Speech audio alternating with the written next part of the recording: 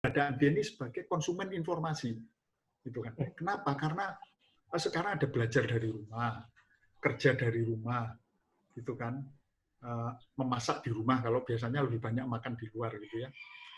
Terus kemudian belajar di rumah, stay at home, gitu ya, itu kan. Ya. Itu ternyata kemudian komandannya di rumah itu lebih banyak ibu-ibu. Saya nggak tahu kalau Mbak kesempatan untuk bicara gimana nih ibu-ibu di tengah kondisi yang seperti ini. Ini saya kira ada fenomena itu di sini karena begini, banyak anak-anak yang nggak tahu, terutama yang SD gitu, gitu ya. SMP sudah agak mengerti, kalau SMA dan kuliah nggak perlu diajari. Itu gimana cara mengoperasikan apa namanya tools untuk media belajar online, misalnya kayak gitu. Terus seringkali juga PR-PR yang diberikan atau tugas yang diberikan oleh sekolah itu kurang dimengerti oleh anak, terus langsung tanya ke ibunya, bukan tanya ke bapaknya, gitu kan. Terus kemudian karena ibu, termasuk ibu yang bekerja sekarang harus stay at home, akhirnya yang biasa nggak masak jadi masak, gitu kan. Yang biasa nggak ngajarin anaknya, misalnya gitu ya, kalau ada, itu lebih banyak waktunya untuk ngajari anaknya, misalnya gitu. Jadi ibu itu sebetulnya kalau kita kemudian jeli, itu sekarang menjadi penentu, dan kalau bisa menyasar ibu, nah ini media juga bisa apa namanya mendapatkan sesuatu, kira-kira begitu apa namanya. Terus ya, jadi terus itu ya, terus kemudian yang lain, situasi sulit ini ya juga kita lihat fenomena yang muncul, saya kira sudah banyak bermunculan, itu adalah bangkit atau munculnya solidaritas sosial. Ya. Jadi munculnya solidaritas sosial, jadi perasaan senasib sepenanggungan, itu kan. Jadi senasib sepenanggungan sebagai katakanlah orang yang terkena apa namanya situasi yang sama oleh wabah, gitu. Nah, sehingga cukup banyak kemudian berita-berita viral tentang aksi-aksi solidaritas, gitu kan. Apalagi aksi-aksi solidaritas yang unik, misalnya kita lihat kapan hari misalnya ada nasi bungkus 1 juta, misalnya gitu kan. Nasi bungkus yang diisi oleh duit yang jumlahnya 1 juta, misalnya, itu bisa viral kayak gitu. Memang itu agak nyentrik gitu ya. Tapi banyak apa namanya hal-hal yang lain atau informasi atau berita-berita yang lain tentang aksi solidaritas berbagi itu yang kemudian viral. Contohnya begini, saya mengamati ini di lokal misalnya ya. Saya mengamati ada akun tertentu yang dikelola oleh tokoh-tokoh tertentu ya. Itu sejak awal pandemi itu sudah mulai menyajikan apa namanya itu tayangan-tayangan seperti meditasi bersama. Itu ternyata lonjakan followernya kelihatan. Kemudian apa namanya engagement-nya itu tinggi sekali. Itu saya amati. Jadi itu tadi saya kira kalau kita kembalikan ke Bung Bodak itu tadi, jadi kebingungan, kebosanan, ketakutan, kepanikan gitu kan, sindrom yang sekarang terjadi. Itu membuat kemudian orang berusaha cari pegangan. Dan akun-akun yang menawarkan itu sebetulnya selama ini sudah itu menjadi ramai dikunjungi. Jadi salah satu akun tertentu saya sebut aja misalnya Gede Pramas Kombi.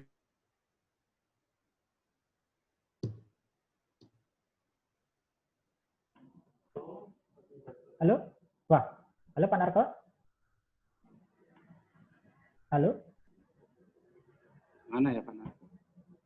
Pak Narko sinyalnya mungkin ada masalah. Oke. Oke, lanjut Pak. Silakan Pak. Ya. Oke. Ya, silakan lanjut Pak. Akun misalnya saya lihat akun Gede Prama Compassion. Gede Pramas Compassion itu kalau dibalik. Akunnya Pak Gede Guruji Gede Prama. Itu engagement-nya tinggi. Karena di akun itu ditawarkan misalnya bagaimana apa namanya meredakan stres. Kemudian bagaimana tidur yang nyenyak, gitu kan. Dan mereka menampilkan online meditation itu 2 kali sehari, siang sampai malam. Ya itu yang saya ikutin kapan hari ya. Tapi akhir-akhir ini saya lihat tinggal malam saja, tinggal malam. Jadi pengantar tidur. Itu ya. Terus kemudian saya lihat beberapa tokoh yang selama ini nggak aktif di media sosial itu menjadi aktif, bahkan membuka akun YouTube yang berisi nasihat-nasihat, motivasi-motivasi. Saya nggak perlu sebutin tokohnya, tapi itu saya amati, loh kok ada begini, gitu kan. Jadi itu hal baru, fenomena baru. Kalau di level nasional itu misalnya yang laris itu misalnya akunnya Pak Adi Wegunawan, itu pakar hipnoterapi saya kira yang terkemuka kalau di Indonesia. Itu akunnya itu banyak sekarang followernya. Jadi mengalami lonjakan follower. Ya kan? Masuk Bosman Mardigu juga banyak tuh Pak. Nah, itu menurut saya itu kategori lain. Kita itu kategori lain. Menurut saya itu ya. Itu menurut saya itu ruang binede itu ya. Jadi ada begini, ada begitu ya. Ada hitam, ada ya. Karena kita melihat sebetulnya gini juga. Kalau konteksnya itu memanfaatkan, kita juga bisa memanfaatkan yang hitam itu juga bisa. Tinggal ini terserah pilihan masing-masing. Tapi saya ngomong, jadi saya kira apa namanya, yang positif itu peluangnya besar. Jadi bad news is not a good news, gitu kan. Sekarang ya good news is a good news. Itulah kira-kira begitulah. Good information is good information, gitu kan. Saya kira itu makin menguatkan akhir-akhir ini, meskipun yang black information itu juga ternyata nggak kalah gencar, gitu ya. Ini juga di satu sisi juga memprihatinkan, meskipun orang-orang yang tega itu melihat ini juga sebagai peluang bisnis ya. Ya saya nggak tahu itu kan sama dengan apa ya nggak tahu lah, disimpulin sendiri. Jadi saya kira itu Mas. Saya kira intinya itu, ini sharing aja ya, silakan nanti kita diskusi. Jadi saya bukan ngomong tentang tips, ini saya menularkan aja dari apa yang saya dengar gitu, dan sedikit yang saya amati. Tapi secara kenyataan itu sebenarnya kita juga sedang berjuang untuk bagaimana bisa mengaplikasikan itu. Kita sendiri juga sedang ya struggling gitu ya, agak terseok-seok, terus terang aja ya. Lumayan ini menekan kondisinya. Saya kira ada 3, yaitu 1, informasi positif sekarang punya ladang yang lebih luas, punya lapangan yang lebih luas untuk bisa disajikan. Jadi karena publik sekarang mengalami peningkatan. Jadi begini, kalau nggak salah dengar ya, saya jadi traffic di online itu Mas, termasuk di media sosial itu rata-rata nasional mengalami peningkatan 30%. Nah, karena orang kan sekarang lebih banyak di rumah, sehingga engagement-nya terhadap gadget dan terhadap online itu meningkat. Itu 30%. Kalau ini ya 30%, meskipun ini tidak serta-merta berubah menjadi duit, tidak serta-merta. Tidak serta-merta, tetapi ini kan sesuatu yang bisa dilihat mana sisi yang bisa monetisasi lah kira-kira, atau dioptimasi sebagai sebuah bisnis baru misalnya kayak gitu ya. Nah, terus yang kedua peran ibu-ibu ya. Ini peran ibu-ibu. Saya kira peran ibu-ibu. Nah, kira bagaimana melihat ini dari kacamata media untuk dioptimasi dari sisi positif secara jurnalistik dan juga dari sisi kelangsungan bisnis lembaga media. Saya kira itu ya. Terus yang ketiga, bangkitnya atau bergairahnya solidaritas sosial. Ya di mana-mana bagi masker, bagi nasi bungkus, gitu ya. Jadi relawan di rumah sakit misalnya ya. Saya kira bagaimana kemudian kita mengembangkan jurnalistik yang empatik, jurnalistik yang patriotik, kira-kira gitulah. Ini memang teori Mas ya. Kami sendiri di dalam juga wah banyak PR. Saya kira gitu ya Mas Ferry. Jadi itu saya kira yang bisa saya sampaikan itu yang mungkin bisa jadi bahan diskusi kita bersama. Begitu Mas Ferry. Ya. Baik, makasih banyak Pak Narko. Pak Narko, kalau boleh tahu, 3 hal ini yang kemudian di manajemen Bapak akan atau sudah diterapkan supaya bisa mengkapitalisasi atau memonetisasi, Pak? Oh enggak, belum. Enggak. Ini jadi ini wawasan ya, beberapa saya ambil dari diskusi saya dengan internal di korporasi kami. Beberapa itu saya mengamati sendiri.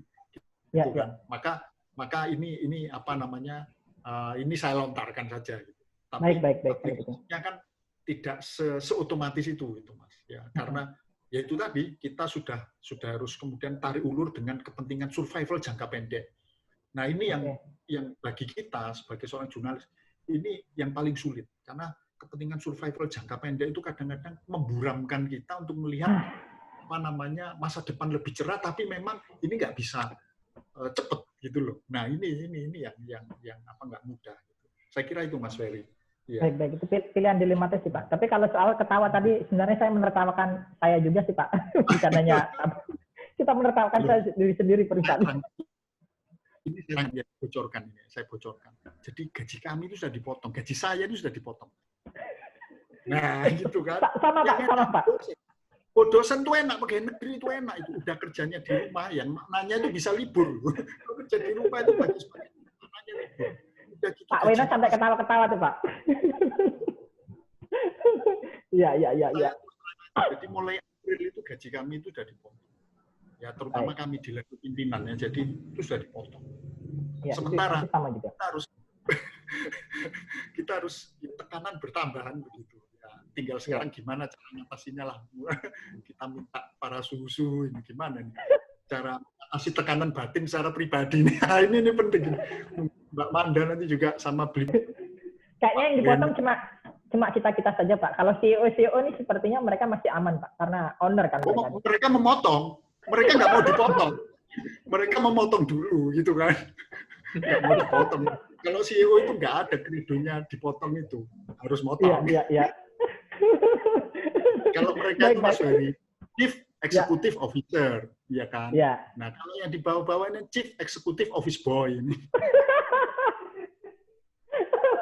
Baik. Makasih banyak nih Pak Narko udah sharing nih. Jadi sharing tadi saya tangkap ada 3 tuh buat teman-teman CEO tuh atau teman-teman dari pandangan Pak Narko tadi soal konten positif itu menarik juga. Jadi selain itu ibu-ibu berarti besok berita-beritanya harusnya beli putu Kak. Kalau mau diskusi atau sharing atau mungkin menanggapi dari Pak Narko dan juga beli putu Artoyasa tadi, saya sih di sini tidak akan masuk ke lebih jauh, maksudnya ke dalam level manajemen karena bagaimanapun juga saya di bisnis juga perwakilan di Bali. Pak Narko saya pikir juga perwakilan dari Kompas yang di Bali. Jadi memang agak sensitif yang nggak akan masuk ke dalam ranah-ranah internal perusahaan, tapi lebih kepada sharing aja ini. Teman-teman kalau mau sharing bagaimana, dan juga ada yang Pak Weno, jadi tahu Pak, kondisi kami seperti itu Pak, sekarang berdarah 50% sudah dipotong, Pak Dewino. Beliau nih MDA Pak, pengurus majelis desa adat. Jadi siapa tahu nanti desa adat mau membahas. Siapa yang mau bertanya atau mungkin mau sharing, Pak Ketua, atau Mas Rofiki biasanya idenya banyak nih Pak. Kalau duitnya sedikit saya tahu, tapi idenya banyak beliau. Saya tahu mau sharing. Pak Yesi, atau siapa aja, monggo silahkan. Atau mungkin dari Bu Amanda nih, dari kacamata akademisi deh. Ini akademisi nih, jadi jangan cari-cari Bu Amanda, tapi yang Mas Ferry, saya usul Bu Amanda bisa berbagi mungkin dari hasil pengamatannya. Dia kan seorang akademisi. Boleh. Paling tidak ada rekomendasi lah nanti buat para CEO ini.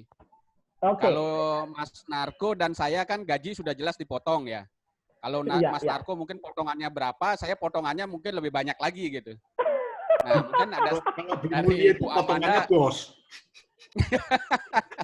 Cukup, jangan ngomong potong-memotong nih, sedih rasanya nih karena tanggal mudanya udah lewat nih, udah cukup kalau potong-memotong.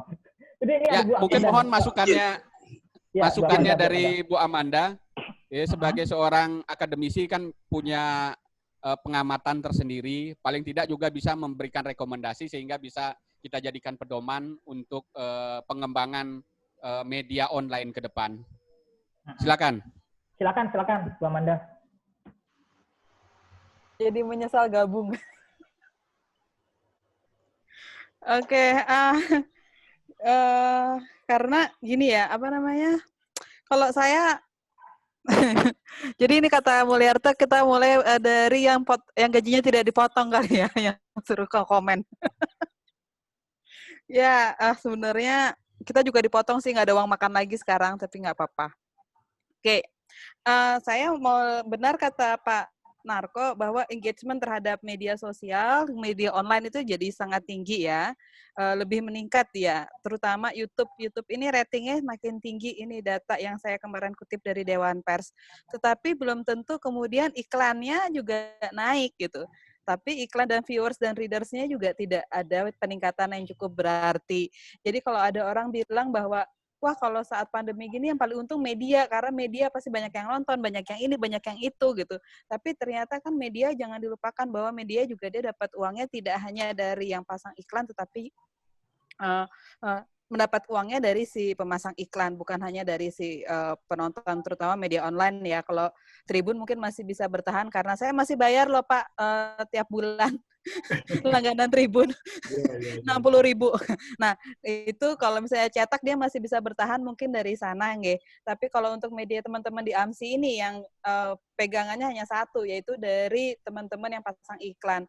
Nah memang dikatakan bahwa walaupun engagement terhadap media online naik, tetapi iklan tidak ada peningkatan yang cukup berarti. Mohon maaf lahir batin nih teman-teman AMSI ini. Nah, memang saya ada beberapa data yang saya juga kutip dari Dewan Pers kemarin, bahwa kalau di daerah-daerah lain itu banyak cara mereka, mungkin dari pemerintah yang mencoba membantu teman-teman pers ya. Karena ada juga perdebatan antara apakah memang pemerintah akan mau bantu nih teman-teman pers, tapi padahal banyak juga teman-teman pers yang dianggap tidak pernah membantu pemerintah. Nah, saya juga nggak paham nih maksudnya membantu tidak membantu pemerintah tuh dalam hal gimana gitu.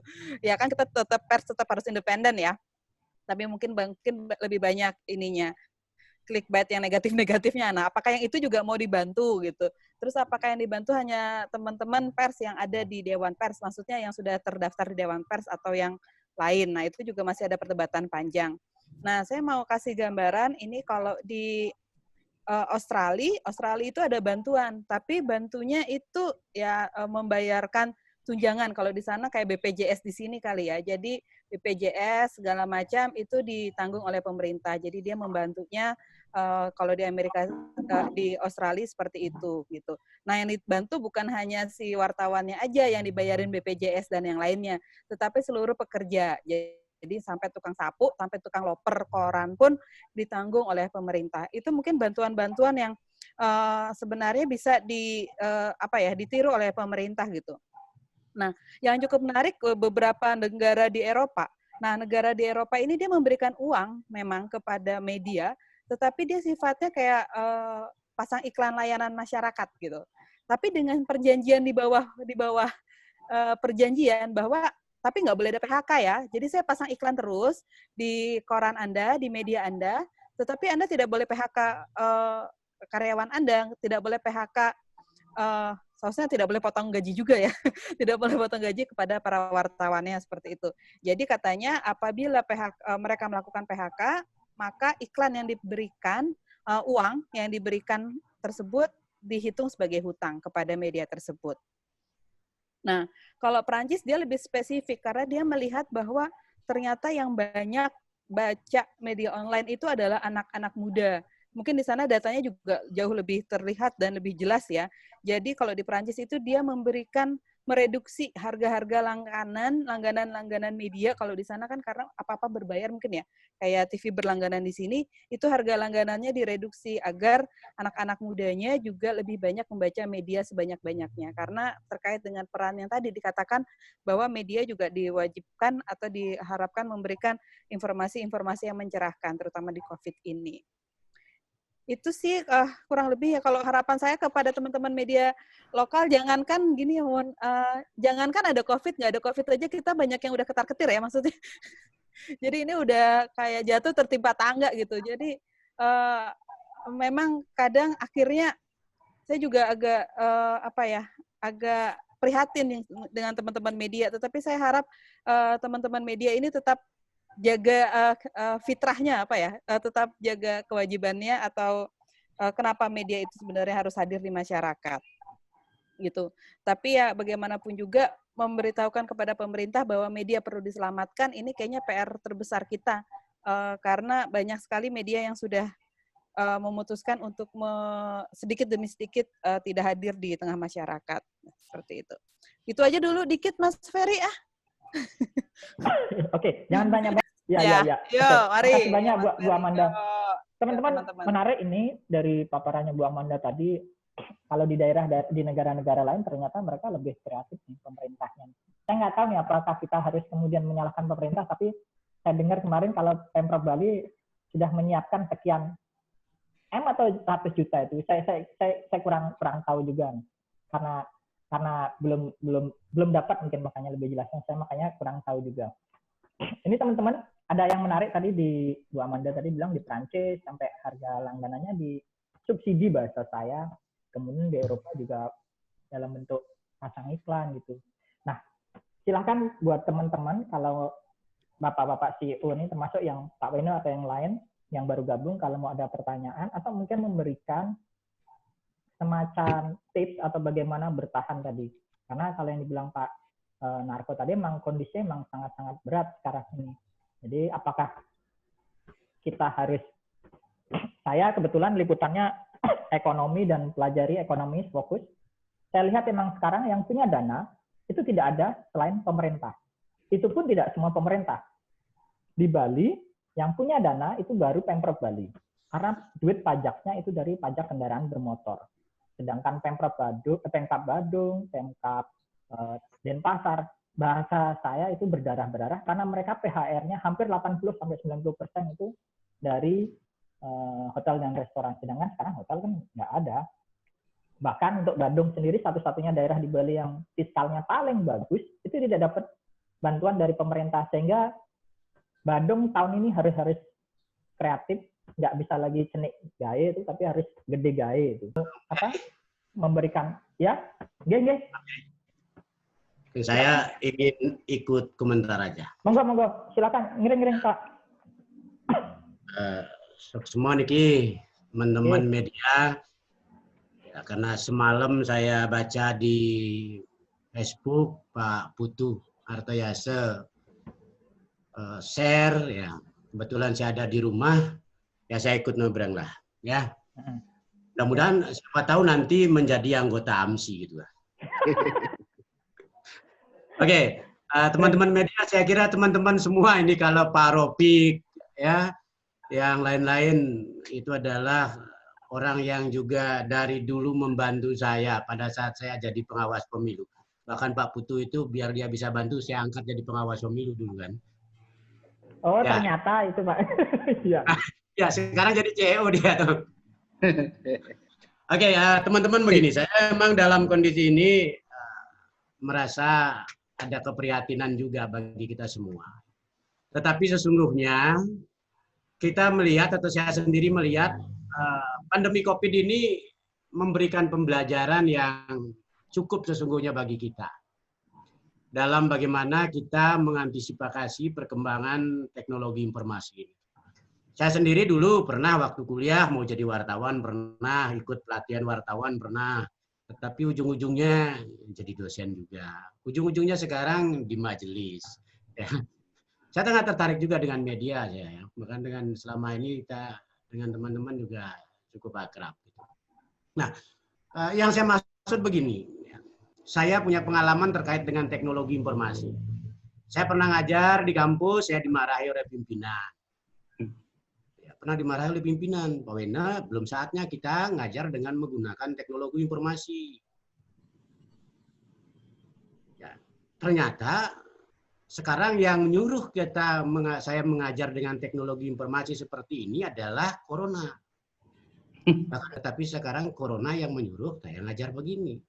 Kalau tidak ada corona, saya kira kita nggak akan melaksanakan webinar juga. Ini kan sebuah pembelajaran yang memang kita harus ambil hikmahnya. Nah, terkait dengan eksistensi media, justru sekarang pembelajaran yang dulu, ya, yang harus menjadi atensi teman-teman juga. Kita lihat ada eksistensi media cetak, pra teknologi informasi. Sebelum teknologi informasi, bagaimana eksistensi daripada media itu? Ternyata ada media cetak juga yang kemudian, ya seperti yang saya sampaikan tadi, belum saatnya kita bicara teknologi informasi. Sehingga begitu teknologi informasi masuk, banyaklah media cetak yang kelimpungan. Nah, setelah sekarang teman-teman masuk di media online, media berbasis teknologi informasi, ini juga bagi saya mohon diatur paling tidak ada 3 dekadenya. Media online pra-pandemi COVID. Saudara, saya kira sudah menikmati pra-pandemi COVID, ya, di mana bisa eksis. Putu dari sebelumnya hanya wartawan cetak, jadi CEO Bali Puspa News. Ya kan? Itu pra-pandemi COVID. Nah, mungkin sudah menikmati hasilnya seperti tadi. Tetapi begitu di saat pandemi saat sekarang, CEO bisa potong-potong, tapi kalau yang karyawan siap dipotong saja. Nah, tetapi justru yang saya harapkan untuk bisa lebih dipikirkan adalah bagaimana pasca pandemi COVID ini. Karena pada saat pandemi COVID ini sedang berlangsung, kita kan tidak bisa. Kalau pada saat pandemi COVID kita sedang mikir saat ini, tetapi nanti begitu selesai pasca pandemi COVID, kita kembali ke kehidupan new normal, di sana seperti apa? Justru tantangan yang lebih berat akan dihadapi teman-teman media itu adalah pasca pandemi COVID, di mana kita masuk ke new era itu. Ini apa yang harus dilakukan? Kenapa saya sampaikan ini jauh lebih berat tantangannya, ya? Karena saat ini sudah memberikan pembelajaran bagi masyarakat semua, dari orang yang sebelumnya tidak mengenal teknologi informasi, menjadi mengenal teknologi informasi. Dari orang yang sebelumnya minta tolong kepada teman-teman untuk bagaimana dipublikasikan, sekarang dia sudah tahu teknologi informasi. Artinya, COVID memberikan pembelajaran kepada orang semakin banyak tahu teknologi informasi. Sehingga pasca COVID ini makin banyak orang yang tahu. Nah, saya khawatir juga gitu kan. Setelah COVID ini jalan, pasca ini justru akan muncul CEO media online yang lain. Sehingga nanti CEO Pak Putu tersaingi. Atau jangan-jangan Pak Peri jadi CEO di Bali, tidak lagi jadi lokal. Ya kan gitu. Justru itu yang dipersiapkan. Jangan-jangan juga saya juga jadi CEO, sponsorship-nya nanti siapa, kan gitu. Ini karena pasca pandemi COVID ini, orang semakin banyak tahu teknologi informasi. Nah, justru yang menjadi pertanyaan saya untuk bisa didiskusikan, apa sih sebenarnya yang nanti bisa dilakukan oleh teman-teman untuk tetap bisa bersaing pasca pandemi COVID ini. Nah, terus peran daripada AMSI sebagai organisasi asosiasi media cyber ini apa? Jangan sampai pasca pandemi COVID justru teman-teman yang ada di AMSI terkelahi. Ya, hati kelahi. Tetapi justru harapan saya, yang berapa nih yang hadir sekarang ikut kita ini 10 termasuk saya. Ya 9 lah. Yang saya ingin berharap 9 itu tetap akur. Pasca pandemi COVID tetap akur. Jangan sampai pasca pandemi COVID bubar. Nah ini karena semakin banyak, nanti jangan sampai bubar, nanti saya yang jadi ketua AMSI gitu kan. Itu urun rembuk saya, mumpung saya ikut nebeng di acara ini. Terima kasih Pak Ferry. Mohon kehadiran kita pingin juga habis pandemi COVID, majelis yang kantornya di belakang saya itu bisa dipublikasikan oleh teman-teman. Nah, siap Pak De. Silakan Pak Ferry. Siap, makasih banyak Pak De. Jadi Blimul tadi sudah dikasih tahu sama Pak Dewino, setelah ini jangan berkelahi. Jadi tahun 2021 kayaknya aman nanti pergantian pimpinannya, siapapun yang mau jadi ketua AMSI Bali gitu ya. Ya, ini berarti Pak D selangkah lebih maju lagi, dia malah jangan cuma sekarang aja mikirin, tapi lebih nanti setelah pasca COVID akan seperti apa dan teman-teman bisa mau seperti apa. Gitu. Teman-teman kalau mau berbagi, monggo silahkan. Mas Rafiki udah siap kayaknya. Mas, mau ngomong apa Mas? Tadi ada 3 peluang itu Mas dari Pak Narko tadi. Silahkan kalau dimanfaatkan kanal Bali, beritanya besok-besok harus bisa seperti itu Mas. Sama tadi juga menarik soal apa namanya, Bu Amanda tadi bilang kan di negara-negara lain mereka lebih kreatif pemerintahnya. Apakah habis ini AMSI harus bilang Pak Koster, tolong dong lebih kreatif Pak Koster kalau melontorkan atau gimana Mas? Mas Rafiki biasanya jago soal gini. Iya, saya tadi udah nyimak juga dan saya kira memang persoalan kita yang harus kita cermati pertama adalah soal konsolidasi ke dalam dulu juga ya. Saya kira apakah kita siap atau enggak menghadapi situasi ini kan sebetulnya kalau kemarin kayak yang udah bagus saya kira nggak terlalu ngaruh ya. Tapi kan kita tahu anggota AMSI ini banyak yang kemarin itu juga kita harus akui juga banyak yang sekedar mendirikan media lah. Kayak saya lah. Karena saya ini kan terpancing ketika ada program kumparan untuk bikin 1001 partner media. Terus kita terlena hanya ngikutin apa ritmenya Kumparan untuk menyediakan berita aja, tapi tidak mengembangkan ke bisnis kan. Dan situasi ini kan sebenarnya ini menjadi tekanan buat kita untuk lebih cepat mengkonsolidasi ke dalam supaya mampu menghadapi situasi ini. Dan yang kedua juga kalau untuk AMSI saya kira juga ini seharusnya juga harus menjadi momentum konsolidasi lebih cepat untuk mendorong anggota-anggotanya supaya jadi media yang lebih benar lah. Supaya tidak jadi media musiman, karena sebelum ini kan kita musiman sebetulnya. Media online ini banyak sekali yang musiman, sekedar karena tiba-tiba Pemprov buka peluang, ada dana, terus bikin media, begitu aja kan, terus mau cari itu misalnya. Kita harus ngakuin itu, banyak juga teman kita yang kayak gitu. Termasuk saya kan tiba-tiba ada akses ke Kumparan, ya bikin lah. Tapi tidak memikirkan secara benar. Nah, ini saya kira untuk bikin media yang benar, kemudian AMSI mendorong ke arah itu, bagaimana kita ini. Jadi, kalau saya sih usul seperti tadi, ada anggota baru, mungkin ya kita harus verifikasi lebih ketat misalnya. Ada prasyarat dasar sebelum menjadi anggota AMSI itu kayak apa. Kalau memang belum layak, ya jadi calon anggota lah. Kayak kita di AJI kan juga begitu ya. Jadi, memang ada layak. Nah, sehingga ketika kita mau perjuangkan ini keluar, itu kita sudah punya basic, kita bisa mengakui bahwa ini sudah media yang benar lah. Kayak beli Puspa Artayaso, saya kira perjuangannya luar biasa. Saya termasuk yang melihat itu dan jadi media yang lebih fix ya dibanding teman-teman yang lain. Nah, ini kita harus arahin semua ke sana dan AMSI memfasilitasi itu. Karena yang kedua, untuk langkah yang kedua, untuk bisa kolaborasi ya, dalam situasi ini, menurut saya memang kita butuh media-media yang lebih fix, bahwa dia benar media. Sehingga kita tidak hanya sekedar menjual ketakutan orang pada media ya, bisa menyebarkan informasi sebagainya, tapi memang ini media yang benar. Saya kira langkah setelah konsolidasi ya kolaborasi. Kolaborasi ini penting karena sebetulnya terutama kaitannya dengan pertanyaan Rohmat ya, sumber-sumber dana itu sebenarnya kita bisa banyak peluang juga. Yang sudah kemarin kita coba, sayangnya belum melibatkan AMSI kemarin kan, ketika kita kolaborasi dengan Kagama untuk membuat berita-berita inspiratif ya istilahnya. Dan ternyata ada dana di Kagama yang kita manfaatkan, kemarin kita share.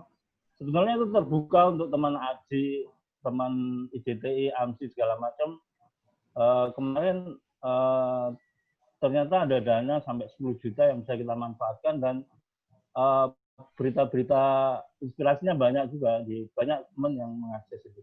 Nah, yang seperti itu saya kira bisa dilakukan juga oleh AMSI misalnya untuk membantu teman-teman. Di luar itu juga saya kira sekarang ini setiap ada bencana itu sebenarnya selalu ada semacam berkah tersembunyi ya. Dengan banyaknya, tiba-tiba banyak funding lah. Dan kita tahu, misalnya Facebook sekarang buka peluang pendanaan. Internet juga udah. Google buka, Internews juga buka peluang pendanaan. Saya kira kalau media kita memang bagus dan kita punya konsolidasi yang bagus, itu bisa diakses. Teman-teman AJI Indonesia juga cepat sekali mengakses dengan menyediakan kolaborasi dengan pihak-pihak lain untuk misalnya beasiswa ya. Paling tidak yang saya catat sudah ada 3 untuk beasiswa jurnalisme data, jurnalisme anak, dan itu bisa kita akses. Nah, kita tinggal bagaimana menyiapkan perangkat itu. Misalnya saya dulu pernah usul waktu jadi ketua AJI, bagaimana kita memberi asistensi supaya teman-teman wartawan kita itu bisa kita bina untuk nyiapin proposal misalnya, supaya bisa mengakses dana-dana itu. Sekarang ini kan yang jadi problem teman-teman tuh belum terbiasa mengakses yang seperti itu ya. Kita jujur aja di Bali ini agak jarang. Padahal pengalaman saya itu kalau saya mengajukan tuh saya pasti dapat, terus terang aja. Saya dulu bertahan jadi koresponden Tempo sebenarnya karena banyak mengakses dana-dana seperti itu. Dan yang saya catat di Denpasar itu paling saingannya hanya Anton, Lode, ya itu aja. Bali padahal Bali itu unik. Mulyar tuh pernah juga dapat juga. Aku nggak dapat kan Mas, syukur. Aku nggak termasuk Mas ya, syukur ya. Ya itu kamu sumber dananya udah gede soalnya. Ya, jadi kita harus dorong teman-teman wartawan kita itu untuk mengakses itu. Kalau perlu kita fasilitasi dengan Bagaimana membuat proposal yang bagus sehingga tembus. Dan Bali selalu dapat keistimewaan. Saya nggak tahu kenapa, tapi kalau ada yang ngajuin proposal aja pasti tembus gitu. Pengalaman saya seperti itu. Mungkin Mas Narko bisa dorong untuk teman-teman di Tribun ya, untuk yang seperti itu, karena itu membantu sekali. Bayangkan sekarang untuk jurnalisme anak itu kan buka satu proposal 3 juta, digarap dalam 1 bulan, itu kan sudah sama dengan gaji 1 wartawan misalnya. Atau yang jurnalisme data itu dia menyediakan paket 1 tim itu yang terdiri dari 1 wartawan, 1 desain grafis, dan 1 web developer itu 9 juta. Nah yang gitu-gitu bagaimana kita mendorong supaya teman-teman wartawan itu bisa mengakses itu ya. Gitu. Jadi termasuk tadi yang Google itu sampai $5.000 misalnya. Mas, saya kita ini CEO semua, Mas. CEO semua. Jadi teman-teman CEO ngomongnya. Supaya mereka ya, maksudnya teman-teman CEO supaya mendorong wartawannya kan gitu. Oke. Untuk mengakses itu, maksud saya gitu kalau untuk wartawan ya. Mendorong supaya mengakses itu karena itu membantu sekali untuk pendanaan kita. Kalau yang untuk CEO ya yang gede-gede kayak Internews, Google, Facebook itu besar tuh dananya. Minimal dia $5.000 kan. Cuma hambatan kita kan di bahasa Inggris ya, tapi kan sekarang kita ada Google Translate ya. Itu nanti diverifikasi sedikit sama Ferry yang kita bahasa Inggris, bisa lah itu kita. Nanti kita sisihkan dananya untuk dia khusus nyiapin proposal bahasa Inggrisnya. Itu. Jadi saya juga sedang cari-cari itu, coba doakan supaya paling tidak dapat dari Google. Ya, kemarin batch pertama kita belum ada, mungkin saya kira itu akan berlanjut lah apa dana-dana itu. Ya itu masukan dari saya kayak gitu aja. Oh ya untuk kolaborasi juga sangat menarik ya apa yang dilakukan Kumparan misalnya itu kolaborasi dengan perusahaan. Meskipun kalau Kumparan kan perusahaan ya istilahnya. Tapi misalnya yang saya bisa akses tuh yang saya dapat dari Kumparan itu dia kolaborasi dengan Astra untuk bikin semacam program, sebetulnya program pertamanya itu Indonesia Hebat, tapi begitu COVID dialihkan dengan Indonesia Hebat dalam hal COVID misalnya. Jadi dia kemudian Astra ini membiayai tulisan-tulisan yang tentang orang-orang yang berpartisipasi memberi solusi dalam era COVID. Nah ini kan bisa misalnya kita ANSI bikin kayak gitu ya, ngajak siapa untuk mendanai ini, sponsorship misalnya. Nah, itu bisa itu. Itu yang sudah contohnya yang dilakukan Kumparan ya. Kebetulan saya mengakses 1-2 berita, jadi saya tambah dana lah dari situ. Gitu. Meskipun itu lebih untuk internal Kumparan dan jaringannya. Ya. Tapi saya kira ini pola juga yang bisa dikembangkan oleh AMSI. Kalau misalnya Pak Weno yang banyak duit dikutuh mau fasilitasi, misalnya tulisan sharing, tulisan inspirasi bagaimana desa adat menghadapi COVID. Nah itu kan bisa dibiayai misalnya 1 tulisan 500.000 lah, itu kan lumayan tuh. Supaya wartawan kita bisa mengakses itu misalnya. Misalnya ya Pak Wena. Siap. Ya seperti itulah. Ya, saya kira usulannya gitu. Terima kasih. Baik. Ini akhirnya saya benar yang dibilang sama Pak Narko. Panggilnya gimana? Tadi kan dibilang Mas Rafiki gimana bagi kiannya jadi entrepreneurship. Dari gaya bicaranya kamu udah seperti pengusaha beneran Mas. Jadi Mas Rafiki ini jadi semua proposal sama beliau. Tapi tadi buat Pak Ketua AMSI menarik tadi yang dibilang Mas Rafiki juga konsolidasi memperkuat konsolidasi kemudian kolaborasi. Saya nggak tahu di AMSI sendiri bagaimana kondisinya dan ini jadi PR juga buat teman-teman sekarang nih karena saya lihat AMSI yang mohon maaf kalau saya bilang ya masih kurang nih gregetnya nih, jarang sekali bersuara nih. Jadi mungkin setelah Pak Ketuanya jadi dokter harus sering-sering ngomong nih. Jadi sering-sering ngomong soal AMSI nih, soal ini ya Pak Ketua ya, gitu. Teman-teman kalau masih ada yang mau berbagi silahkan. Ini sebelum saya kasih kesempatan nih, di sini ada nih dari Pak Ketua nih pertanyaannya, para narasumber mungkin bisa berbagi bagaimana membiayai biaya operasional di tengah keterbatasan dana. Terus dari Mas Romat Kabarnisa, menarik nih, meski drop cash flow pendapatan media tidak sampai PHK.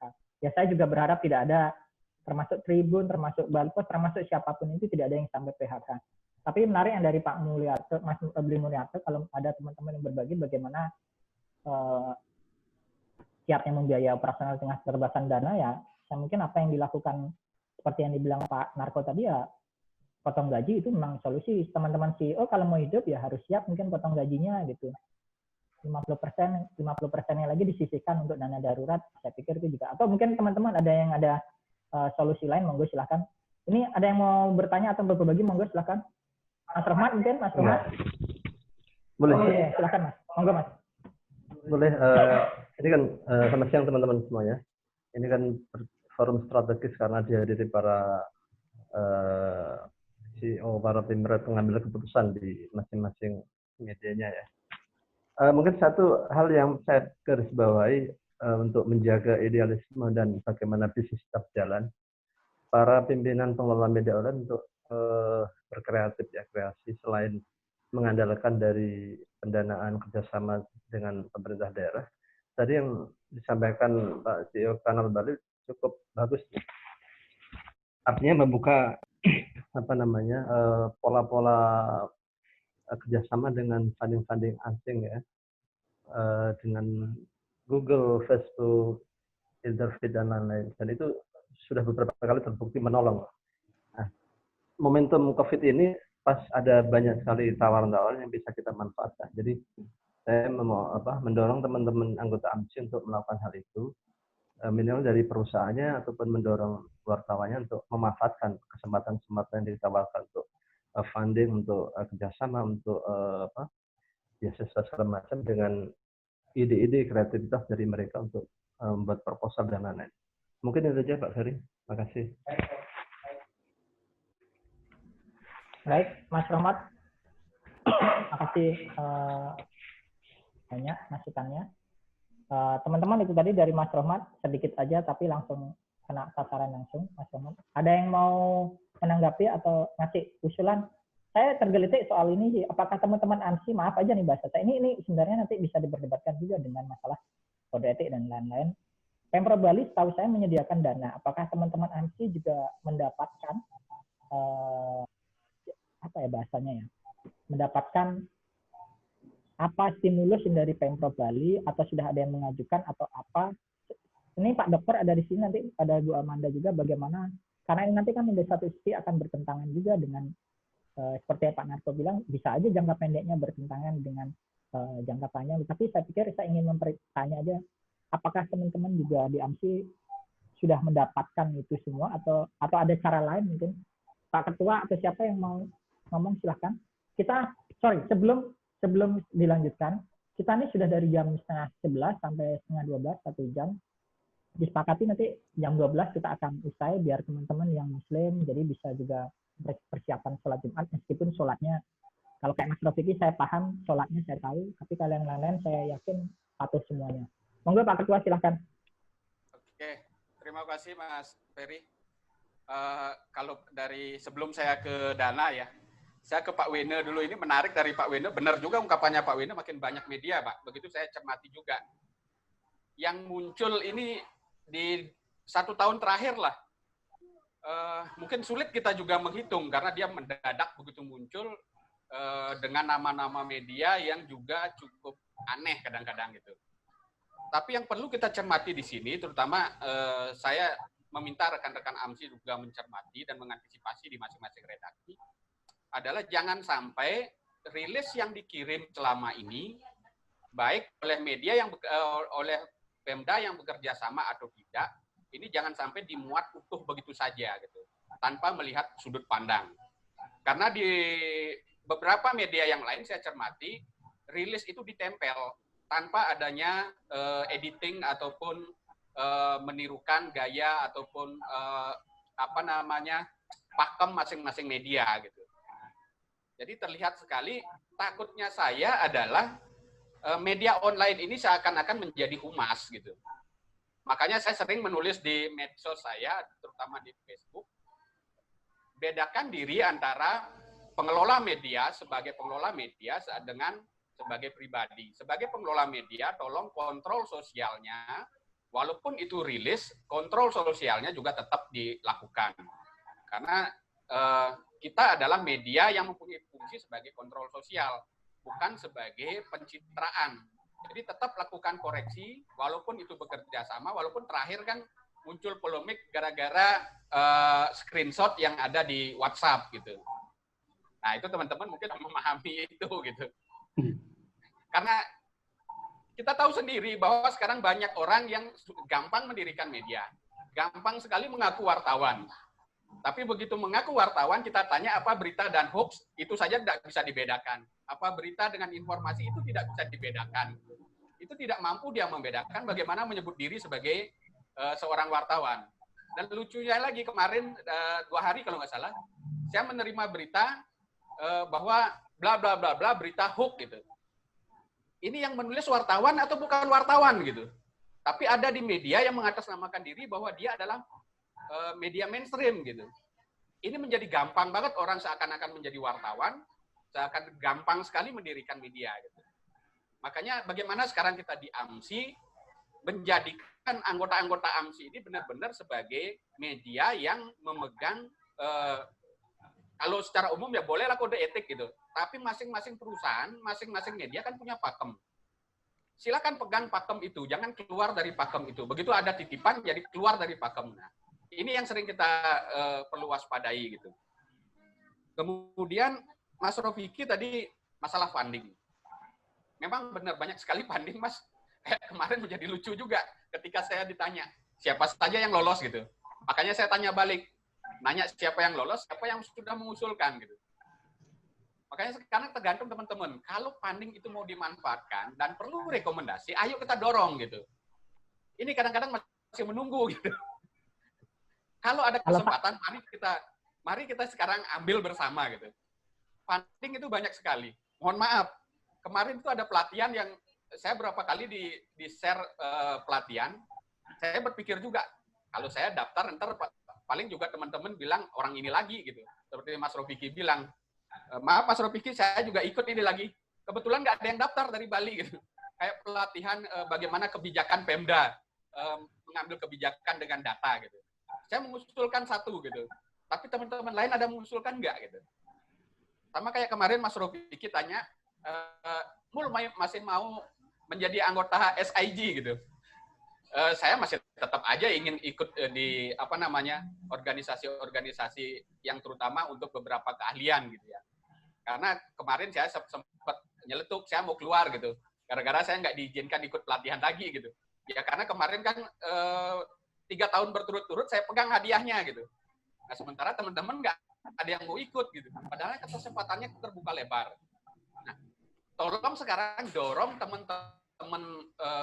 teman-teman ini bisa mendorong wartawannya untuk mengikuti pelatihan-pelatihan yang ada. Ini cukup banyak tawaran dari AJI, tawaran dari Internews, itu pelatihan-pelatihan yang tersedia cukup banyak, bisa dimanfaatkan. Dan dananya juga cukup besar dan menjanjikan bagi teman-teman. Saya kurang tahu apa yang menjadi kesulitannya gitu. Kalau sekedar yang dibutuhkan kan hanya surat rekomendasi dari redaksi, terutama dari Pemred. Itu saja yang kira-kira yang agak sulit gitu. Tapi kalau sudah bicara sama pemimpin redaksi, gampanglah untuk mendapatkan surat itu gitu. Kalau ide itu cukup banyak sekali juga gitu. Jangan sampai seperti saat ini yang cukup banyak muncul adalah berita tentang COVID. Tapi mana berita-berita lainnya yang kemudian menginspirasi gitu. Mohon maaf, kemarin saya juga lebih sering jadinya ada beberapa ngambil berita dari karena saya itu dapat datanya, jadi saya buatkan beritanya, saya kirim ke semua teman. Sebagai harapan saya adalah ada berita-berita penyeimbang gitu.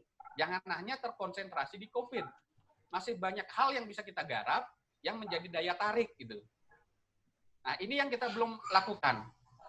Kolaborasi juga banyak, tapi mari kita bersama-sama mengambil peran gitu. Kayak kemarin yang saya bagikan informasi tentang bagaimana sebuah desa di Ubud yang mencoba menghidupi warganya dengan menukar sampah dengan beras. Ini kan cukup menarik juga diolah gitu. Ini menjadi daya tarik berita tersendiri gitu. Dan teman-teman bisa melakukan itu sebenarnya. Makanya kemarin saya coba mengatasnamakan AMSI untuk berkolaborasi. Mari kita sekarang mengambil peran sambil berkoordinasi di dalam. Ini AMSI hampir 1 tahun kepengurusan. Tinggal kurang lagi 1 tahun, saya harus menyerahkan kepada CEO yang baru, yang akan ditunjuk sebagai ketua AMSI. Nah, mudah-mudahan untuk kepengurusan berikutnya, AMSI ini bisa berjalan dengan baik. Apalagi sekarang sudah menjadi konstituen Dewan Pers. Harapannya kan ini kemudian penyaringan anggota menjadi semakin ketat, kemudian aktivitasnya juga menjadi semakin beragam gitu. Apalagi ini ada tawaran dari Pak Wene untuk berkolaborasi. Sangat menyambut sekali Pak Wene. Mudah-mudahan benar ini kolaborasinya bisa dilakukan. Sehingga satu sisi AMSI bisa mengambil peran dalam pembangunan desa adat, dan perannya itu memang benar-benar sebagai peran media gitu. Jangan sampai kritik yang dilakukan oleh AMSI dipandang sebagai hal yang membuat citra buruk desa gitu. Tapi apa yang dilakukan media kan hanya sebenarnya melakukan kontrol sosial, hal yang di luar dan belum dipenuhi, sehingga itu yang diharapkan media itu terpenuhi, menjadi tujuannya adalah bagaimana kesejahteraan masyarakat, kan begitu. Mungkin itu sharing saya dulu, Mas Ferry. Siap. Makasih silakan banyak. Teman-teman yang lain, silakan menanggapi ataupun kita berbagi ide lainnya. Silakan. Siap. Makasih Pak Ketua. Tapi masih ada setahun loh. Jangan bilang nanti pengurus berikutnya. Ini harus pengurus sekarang nih yang menjalankan. Jangan mentang-mentang mau habis nih, enak aja. ya makasih tadi. Usulannya kan cukup lumayan ini, sampai ke Dewan Pers ini kan cukup lumayan kemarin kebut-kebutan dibentuk. Iya. Makasih Pak Ketua. Tenang Kak Wino, nanti teman-teman AMSI saya ajak ke Pengalusan sama Perasan, biar kapok mereka ya. Ke daerah yang belum ada sinyalnya di Bali, biar tahu nih teman-teman AMSI nih, bahwa di Bali ada desa adat yang belum punya sinyal telepon. Dan itu selama ini tidak dimuat di berita di media. Nanti teman-teman AMSI biar yang muat. Oke teman-teman. Saya nangkep ini banyak gagasan, ada funding tadi, kemudian dari Pak Narko tadi soal berita konten positif, kemudian terus funding, kolaborasi juga. Nih kalau ada yang lain, teman-teman mau berbagi, monggo. Waktu masih ada sampai jam 12, kalau enggak ya kita akan percepat. Tapi kalau masih ada yang mau berbicara atau berbagi, Pak Yes mungkin Pak Yes bisa cerita ini. Pak Yes. Oke. Ayo cerita dong. Nah, ini pemiliknya Bali Express ini. Ini mantan bos saya dulu. Silakan Pak Yes. Pak Yes. Terima kasih Mas Ferry. Dan selamat siang lah ya untuk kawan-kawan semua. Mohon maaf lahir batin bagi yang merayakan Idul Fitri ya. Saya nggak banyak. Yang pertama saya ini hanya ingin berbagi apa yang kita lakukan di Bali Express. Yang pertama, kita itu punya niat untuk, meskipun kita susah, kita juga harus berbagi lah ya dengan masyarakat, dengan siapapun lah pembaca kita. Kita harus bergotong royong, kata Satgas itu, bergotong royong gitu. Jadi saya harapkan kawan-kawan di AMSI juga berbagi gitu loh. Salah satu contoh kita berbagi itu adalah kita menggratiskan iklan di Bali Express, menggratiskan iklan di medsos kita lah ya. Kalau di ininya kita nggak berani kita gratiskan. Kalau di medsos kita gratiskan. Itu salah satu cara kita untuk saling membantu orang yang sedang kesusahan. Banyak orang PHK mencoba jualan, kita gratiskan. Orang yang baru berusaha kita gratiskan. Ya itu anggap saja investasi karma lah. Jadi kita berbagi. Nah saya berharap kolaborasi itu dilakukan oleh kawan-kawan AMSI. Boleh dijelasin dulu Pak Yes, itu yang gratis iklan itu semua iklan boleh dicetaknya atau di online-nya atau gimana itu? Di medsos saja Mas. Oh di medsos saja. Jadi kita ya karena sekarang yang ramai kan di medsos. Ya. Jadi kalau dicetak kita kan kurang lah ya. Di online juga kita harus bertanggungjawabkan karena itu ada listingnya kan gitu. Kalau di medsos kan masih bebas. Setidaknya adalah bantuan dari kita untuk mereka dan responnya lumayan. Jadi mereka ya setidaknya kita dapat bayaran terima kasih lah ya. Itu yang untuk berbagi. Mungkin kawan-kawan juga bisa melakukan itu supaya kita ini juga penting karena di saat ini kita media ini menjadi salah satu musuh orang-orang yang tidak puas, musuh orang-orang yang tidak mendapatkan berita sesuai dengan keinginannya dia. Sehingga dengan gampangnya, dengan mudahnya teknologi ini sangat gampang mereka. Saya sudah jadi korban juga. Beberapa kali saya sudah jadi korban Sudah minta hina. maaf tapi kemarin. Nah, itu sebenarnya hanya puncak saja sih. Udah berapa kali kita dibully gitu. Nah, itu puncak aja. Nah, itu mungkin saya butuh juga peran kawan-kawan di AMSI atau pengurus di AMSI untuk melindungi kita, terutama media-media yang beneran bekerja. Ya, perlindungan ya. Supaya kita tidak bekerja sendiri. Bali Puspa News kayaknya juga ada yang minta maaf itu kemarin. Iya.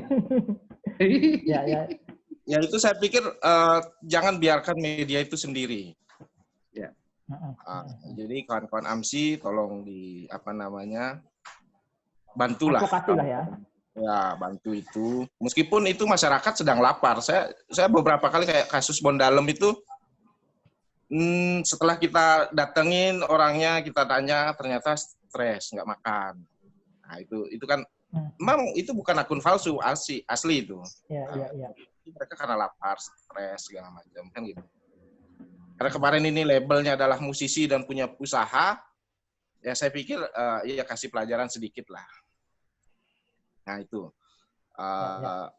Itu yang penting, kawan-kawan AMSI atau pengurus AMSI lah, saya harapkan itu ikut membantu kawan-kawan media yang sekarang menjadi salah satu yang dimusuhi orang-orang yang tidak suka.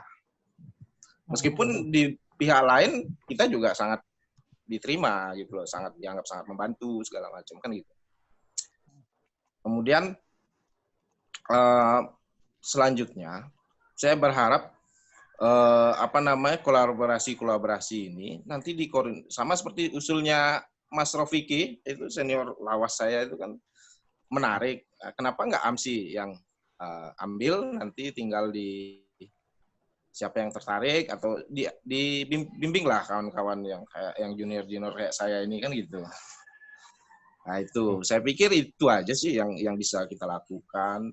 Ya syukurnya kita Bali Express belum potong gaji lah. Mudah-mudahan ke depan tidak potong gaji. Saya boleh pindah ke sana Pak, kira-kira Pak. Kalau itu saya nggak kuat bayar. Asam ini. Ya. Makasih banyak Pak Yasi, Pak Yatro. Thank you. Ini jadi menarik juga nih Bali Express sudah iklan gratis di medsos ini. Ini nih saya ingin nambah nih teman-teman. Ini salah satu cara survive juga sih kupikir. Karena saya harus bocorin juga di Bisnis Indonesia itu kemarin ada iklan, silakan pasang iklan 20% itu didonasikan. Jadi didonasikan misalnya di rumah sakit. Tapi ini juga cara kami juga untuk survive juga selain cara-cara lain. Nah, kalau untuk bantuan advokasi saya pikir monggo nanti ranahnya Pak Ketua dan teman-teman AMSI dan itu saya pikir bisa dilakukan seperti apa yang dilakukan teman-teman AJI kan kalau advokasi itu Pak Ketua juga pernah di AJI, jadi saya pikir pasti paham banget sih soal itu. Thank you Pak Yesi. Next, masih ada yang lain nggak? Ini dari tadi pertanyaan usul nih. Bagaimana tim marketing bersama? Coba dirumuskan. Itu tuh untuk salah satu tawaran konkret tuh kalau mau bertahan, untuk strategi bertahan teman-teman lokal. Monggo saja sih, ya silahkan. Ini Mas Rafiki emang banyak usulnya beliau. Ini biasanya habis ini dia lari dah. Itu menarik juga teman-teman kalau mau dicoba juga. Dan itu usulannya Mas Rafiki. Gimana, masih ada lain yang ingin memberikan atau memberikan tanggapan atau memberikan usulan juga? Ada Mas Ali, ada siapa lagi? Pak Ketua ada tambahan lagi atau enggak? Gitu. Sip, monggo.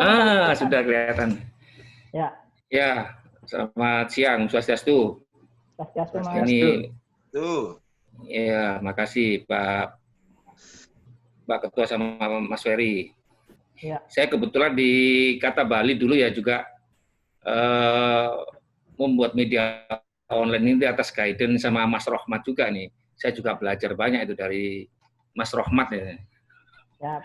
Apalagi ada Mas Rofiki yang sudah lama di AJI dulu, waktu kita era 90-an ya. Cuma saya nggak istiqomah, nggak konsisten aja di media ini. Cuma baru-baru ini aja kita eksis hampir 5 tahun yang lalu, tetapi setengah iseng, setengah serius. Karena kita nggak pede, ini online bisa eksis apa enggak kan gitu. Ternyata corona ini mendorong kita semua harus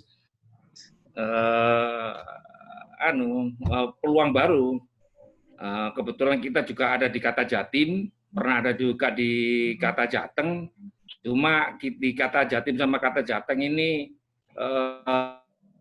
terlalu luas ya. Nah, di Kata Bali ini menariknya adalah di sini lebih dinamis, teman-teman lebih menangkap potensi juga mantan-mantan wartawan ini.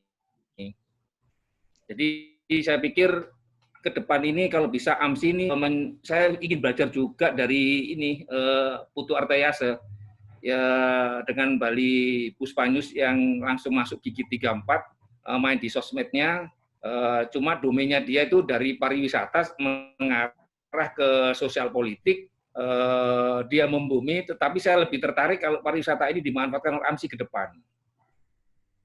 Karena kalau kita jualan Bali ini harus pariwisata, karena dari pariwisata yang komunal mengarah ke pariwisata yang lebih privasi, lebih eksklusif, itu kalau bisa AMSI ini harus bisa merumuskan menjadi marketing untuk teman-teman di industri pariwisata. Alangkah baiknya kalau kita bisa merumuskan bergandengan dengan Bali Tourism Board, memanfaatkan media digital ini, mungkin juga membuat pelatihan dikombinasikan dengan promosi video. Jadi apa yang dieksplor di Bali ini, baik nature-nya maupun juga budayanya, ini menjadi potensi kita. Jadi mungkin saya di sini membahas tentang peluang di luar aja. Kalau di manajemen saya harus belajar banyak sama teman-teman yang sudah verifikasi gitu loh. Tapi saya di sini melihat peluang bagaimana bisa kita hidup. Itu mungkin yang perlu kita dirumuskan ke depan itu. Jadi jualannya Bali ini kalau ke dalam fundingnya untuk memain marketing, ya itu aja, tetapi justru kita ini dari Bali ini bisa keluar bagaimana gitu loh. Nah itu banyak peluang di luar. Ini karena di Bali dengan, saya dengar itu ada 133 negara investasi melalui pariwisata, itu gimana peluangnya itu bisa kita jadikan peluang gitu. Bahkan menjadi PR Bali maupun Indonesia, khususnya tentang kearifan lokal, berbasis kearifan lokal. Itu bisa menjadi angle merumuskan bagaimana kita memiliki pendapatan ke depan. Jadi AMSI menjadi leading. Syukur-syukur kita bisa menggandeng BTB. Di situ kan ada domain PHR-nya. Bagaimana kita bisa membuat, ya sekarang lagi tren YouTuber. Nah, bagaimana kita di konten kita ada seperti itu. Saya juga lagi bingung ini. Karena investasinya juga lumayan. Kalau kita urunan alat, equipment, atau kita bershare dari angle mananya, kita juga repot. Atau saling merekomendasi kan gitu. Karena ke depan ini seperti mungkin bisnis Indonesia punya digitalnya, atau mungkin dengan Tribun punya digitalnya, atau Bali Express punya digitalnya. Bagaimana kita bermain di domain sosmed, tetapi kita menciptakan domain komunitas sendiri terkait dengan pasar pariwisata. Itu mungkin yang perlu kita garap itu. Kalau perkara manajemen mungkin kita berproses lah, saling-saling mengisi. Tapi eksistensi media ini dalam hal menjalankan itu yang perlu. Karena saya sendiri juga dulu mau menyampaikan ke CEO-nya Mr. Putu Artayase dulu itu mau menyampaikan, tetapi berhubung kondisi seperti ini, kayaknya harus direview ulang. Syukur-syukur nanti AMSI itu membuat proposal yang terobosan, bukan mencari funding, tetapi mengajak untuk berbagi dengan potensi-potensi market ini. Karena Bali itu lebih strategis daripada Jakarta, itu bagaimana memainkan peran PR-nya ini. Itu mungkin usulan yang agak terlalu tinggi mungkin. Tapi saya pikir dengan yang ada di sini 11 anggota ini bisa itu mungkin dari sisi angle ekonomi bisnis Indonesia, dari dengan Putu dengan Mulyarte gitu. Mas Sunarko mendorong melalui grupnya, Mas Rofiki jejaringnya. Itu bagaimana kita bisa merumuskan gitu loh. Sehingga kita nanti bisa share profit, share market, membantu turisme juga gitu. Karena ini tahapan saya menurut dari Pak Luhut, dampak dari corona ini berimplikasi kepada ekonomi dunia di mana Cina sebagai sumber yang punya kontribusi PDB sampai 18%, ini kan recovery-nya 5 tahun ini kan menarik ini. Nah, apakah kita terus-menerus berpangku tangan sama kebijakan pemerintah kan gitu? Apakah kita CEO menginjek atau kita bekerja sendiri kan gitu? Nah, ini peluang sekaligus tantangan gitu loh. Jadi kalau kita melihat Bali ke depan bagaimana, AMSI posisinya bagaimana, lalu bagaimana kita memposisikan masa pandemi sampai recovery-nya ini gitu loh. Karena semua ini panik, belum ketemu polanya kan gitu. Saya pikir itu aja mungkin masukan dari saya. Terima kasih. Baik Mas Alif. Makasih banyak nih usulannya menggait kalangan pelaku pariwisata ya. Saya sebagai pembaca juga belum melihat sih teman-teman di AMSI fokus ke situ tapi untuk kerjasama mungkin tadi seperti yang dibilang Pak Ketua dengan MDA duluan Pak Ketua ya nanti akan menjadi dengan majelis sadar nanti kayaknya AMSI mau kerjasama duluan ini soal desa sadar peluang investasi gitu. Gitu. Ya, teman-teman kan, sasaran berikutnya Pak Wende ini yang bisa diajak dulu untuk kolaborasi. Baik. Karena kalau yang sambil jalan ini kan kebetulan dengan Desa Sayan. Tapi kita melihat karena kemanusiaannya yang jalan, jadi kita hanya media partner di sana. Kalau masalah kolaborasi untuk marketing, kayaknya kita sudah pernah buat proposal bersama, dan kalau nggak salah sekarang dipegang sama Beli Yastre. Mungkin Beli Yastre nanti bisa dibagi proposalnya sehingga teman-teman bisa mencari bersama atas nama AMSI, nanti dikolaborasikan. Itu sebenarnya sudah jalan. Sudah jalan ya, dengan sudah ada ya. Kondisi corona seperti saat ini kayaknya perlu ada metode yang dipertajam sehingga klien itu lebih tertarik gitu. Apalagi dalam masa-masa pemulihan seperti ini. Seperti itu Mas Ferry. Baik Pak Ketua, makasih banyak. Mas Ferry. Ya, silakan. Ini yang disinggung Pak Ketua ini agak ini juga. Saya juga soalnya masih punya piutang sama yang di Oke. Jadi supaya nggak saya dituduh berjalan sendiri nanti. Nggak, Pak, aman. Jadi itu kita kerjasama dengan bukan Stikom, kampus itu yang di Sekolah Tinggi Desain, Bli. STD. Itu sebenarnya sudah mau jalan kerjasamanya dengan AMSI. Awalnya itu kan Bali Express sendiri sudah jalan, kemudian AMSI kita maju ke sana, tiba-tiba dihantam situasi yang tidak mengenakan, sampai akhirnya iklannya di Bali Express pun belum terbayar, nggak bisa dibayar. Aduh, itu berat tuh Pak. Ya, gara-gara corona juga kan yang di Ubud yang sudah sebenarnya kita sudah diundang, akhirnya dibatalkan. Iya, itu salah satu. Nah, ini sebenarnya perlu dipertajam lagi sekarang bersama-sama. Ya, sudah ada bibit lah sebenarnya. Baik kalau gitu. Menarik nih. Teman-teman, mohon maaf nih. Silakan. AMSI juga berjuang ini. Google sama Facebook ini bayarannya turun terus ini. Barangkali AMSI punya akses ke Google sama Jakarta lah ya untuk berjuang ini. Harus itu. Harus itu Pak Ketua. Itu Ketua AMSI Jakarta kayak dekat tuh. Ya, kalau dengan Google dan Internews kan sebenarnya kolaborasi nasional itu. Ya. Tinggal ditindaklanjuti dan dilobi lagi. Kalau dengan Internews kan kontaknya kita sudah pegang sebenarnya. Tinggal teman-teman saja sekarang yang bersama-sama bergerak untuk memperkuat ya. Sehingga apa yang diinginkan tercapai. Demikian Bang Ferry. Siap. Baik, teman-teman, mohon maaf nih karena waktu juga bisa sih sampai 2 jam, 3 jam, tapi kasihan nanti paket datanya juga habis semua dan saya pikir nih kayaknya AMSI jarang ketemu deh. Makanya akhirnya begitu ketemu virtual sekarang, saya fasilitasi, ini banyak ide keluar. Kayaknya Pak Ketua harus sering ngajak-ngajak mereka makan siang atau makan malam, atau jangan makan berdua aja Pak Ketua. Jadi harus makan siangnya makan siang virtual juga. Jangan Pak Di. Teman-teman banyak sekali ide. Sebenarnya tempat itu sudah tersedia di Kubu Kopi.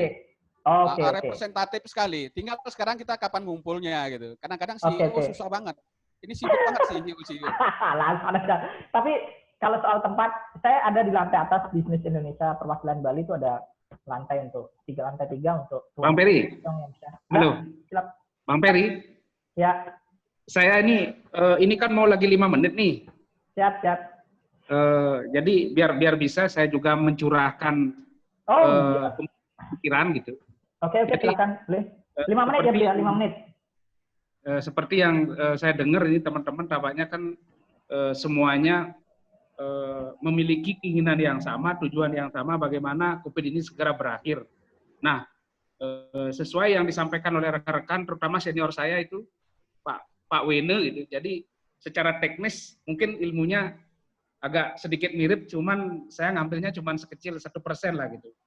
Tapi menarik jika hal pertama yang kita lakukan saat ini adalah rumusannya ini harus jelas ini setelah ini apa gitu loh. Jadi pertama yang paling penting adalah bagaimana COVID ini berakhir.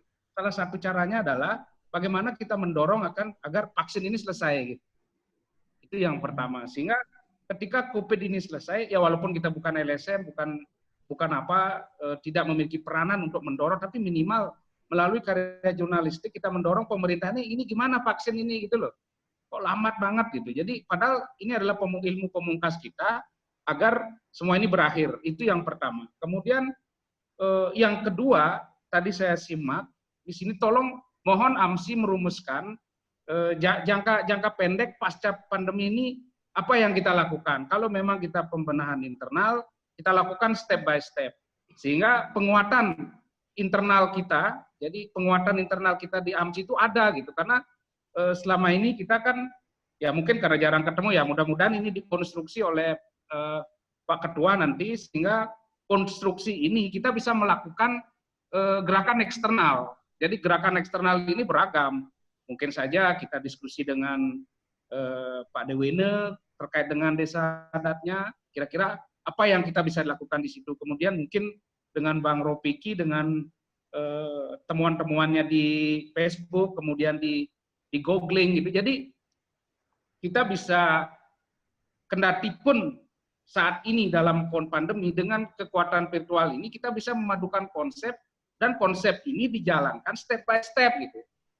Karena selama ini kan konsep yang kita sepakati ini apa? Belum ada. Jadi untuk langkah-langkah ke depannya seperti apa ini kita sama sekali belum ada. Nah, mudah-mudahan virtual ini menjadi semacam langkah awal kita untuk motivasi dengan ide-ide yang baru dan memang harus terdepan di Bali gitu. Jadi itu saja. Terima kasih. Siap.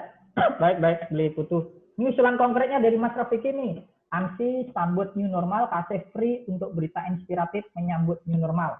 Berita-berita ditautkan di banner. Oke, teman-teman nggak usah ditanggapin, tapi silahkan dipikirkan dan silahkan dieksekusi kalau memang memungkinkan. Saya pikir itu ide yang bagus sekali.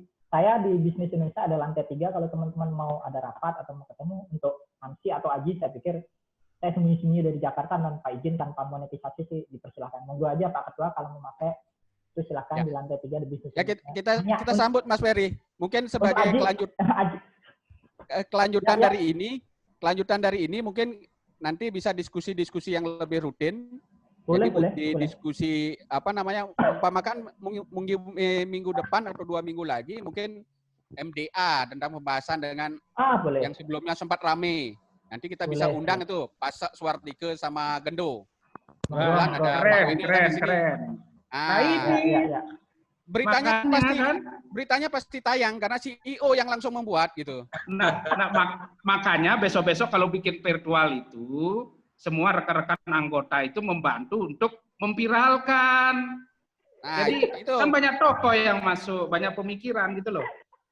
Ya, Mas Romat mungkin bisa digarap nanti selanjutnya. Siap, Mas Romat. Monggo nanti diginikan nanti berikutnya. Saya terima kasih buat teman-teman dari dibantu Pak Narko dan yang lain-lain. Jadi banyak sekali ide-ide, itu juga pelajaran buat saya sih. Saya kebetulan juga di Bali disuruh dipercaya untuk Bisnis Indonesia. Jadi banyak sekali terima kasih ide-idenya Pak Narko, tadi Mas Rafiki, dan termasuk Bu Amanda tadi soal bagaimana negara-negara. Teman-teman kalau mau bertahan, monggo silahkan dirumuskan, tapi saya dari apa yang dibicarakan tadi, saya banyak sekali nangkap dan itu bisa saya pelajari secara pribadi maupun secara perusahaan kami juga yang di Bali. Itu menarik banget. Dan setelah ini monggo silahkan berkonsolidasi dan kolaborasi. Saya kebetulan ada akun sumber bayar, monggo aja kalau mau dipakai teman-teman ANSI kalau mau ketemu atau rapat virtual seperti sekarang. Jadi nggak usah khawatir 40 menit pasti selesai, itu silahkan. Idenya banyak sekali dan tanpa eksekusi juga kita ya cuma maaf aja bahasanya, jadi bahasanya ya cuma speak nggak jelas tuh nanti. Jadi silahkan habis ini ANSI bisa jadi lembaga atau organisasi yang lebih baik lagi. Saya hanya ingin share aja 1 menit. Di luar negeri itu ada namanya The Insider dan juga satu lagi saya lupa. Itu banyak sekali hal-hal kecil yang dimuat oleh media. Saya belum melihat teman-teman ANSI terutama online daring mereka menseriusi dalam hal virtual gambar dan foto. Video dan foto. Dan sejauh ini sih lebih banyak hanya masalah berita. Hanya memindahkan yang dicetak ke online. Siapa tahu ini ke depannya teman-teman bisa membuat misalnya contoh kecil untuk monetisasi. Kenapa nggak buat YouTube aja Bali Puspa News, review mobil. Kan bisa aja kan. Walaupun namanya Puspa News, siapa tahu nanti Puspa Otomotif juga bisa kan. Jadi hal-hal kecil ini sepertinya banyak hal yang belum dimonetisasi dan silahkan jika teman-teman ingin memonetisasi. Termasuk tadi usulannya Pak Narko, saya senang banget itu. Kalau benar penelitiannya ternyata seperti itu, berita-berita positif, bisa-bisa wartawannya jadi udah berita yang positif aja. Bagaimana cara membayar uang yang bijak, yang baik, itu tuh menarik teman-teman. Sekali lagi terima kasih, saya nggak punya kesimpulan, karena saya hanya fasilitator aja, memfasilitasi teman-teman CEO.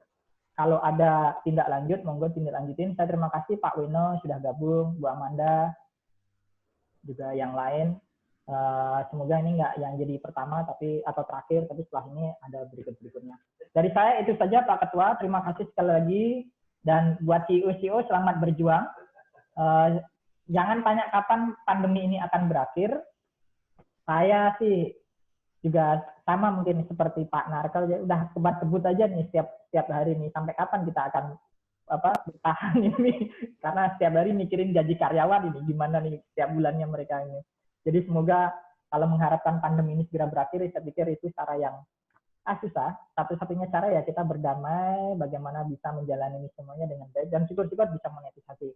Teman-teman, thank you, makasih banyak. Sampai ketemu lagi nanti dan sampai ketemu lagi. Thank you semuanya. Makasih. Yuk, makasih.